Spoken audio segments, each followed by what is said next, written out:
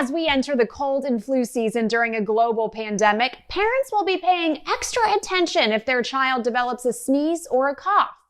We've asked a leading pediatrician to discuss how parents can best monitor their children's health as they return to school. Dr. Maypole, how can parents differentiate between an innocent sniffle and symptoms of coronavirus? It's hard. I think, listen, there's always going to be something, right? It's going to be allergy season. It could be dust. It could be a new cat. It could be a true cold. So I think for parents who are possibly setting themselves up for being chronically underslept and anxious, you kind of have to let it go a little bit. Again, reassuring to us collectively, the risk of the severe version of COVID in children, the so-called MIS-C, is exceedingly rare, thank goodness. The majority of kids, even if they have COVID, it tends to be a mild or sort of a lousy cold type of illness for a few days. But very few kids relative to the adults are admitted to hospital or require, higher level treatments than the usual stuff of fluids, supportive care, Motrin, Tylenol kinds of stuff. If there is an infection at a school, should I expect to see the child care center close for a period of time? And if so, for how long? I think it is going to vary. So there isn't the same question in Maine is going to have a different meaning or may have a different sort of pathway in Kentucky versus California. And that might be driven by the familiarity, the comfort level, the level of regulation or strictness or lack of it on the local environment. So I think, this fact that there might be one or two cases would put people on alert.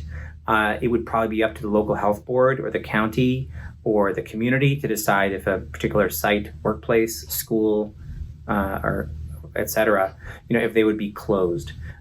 How long would a place be closed is going to be driven by other factors like local prevalence of disease and the intensity of new cases. One metric people look at is the numbering of new cases doubling. That rate is a tell for a region in terms of how bad and ugly the disease increase might be, or the rate of its decline. It's not really a cookbook answer. It really depends on local conditions and regulations and the prevalence of coronavirus there. Okay, and what if I suspect a teacher or a staff member has the coronavirus? What advice do you have? Great question. I think, so people are going to, we are going to continue to have this question, right? If I'm at the checkout line at the grocery store and someone's coughing behind their mask, or if I'm, getting my kiddo dropped off in the morning and someone just doesn't look right, what's the right way of doing that? I think the wrong way is sort of like pointing your finger and saying, oh my God, you're sick. So please don't do that. I think if someone has a concern, again, I cannot emphasize enough the importance of respecting people's privacy, because what if you're wrong? There may be other reasons why someone has a cough or sniffles, such as allergies, sinus infections, things that have nothing to do with coronavirus. So we have to remember that while COVID is out there, it ain't the only game in town.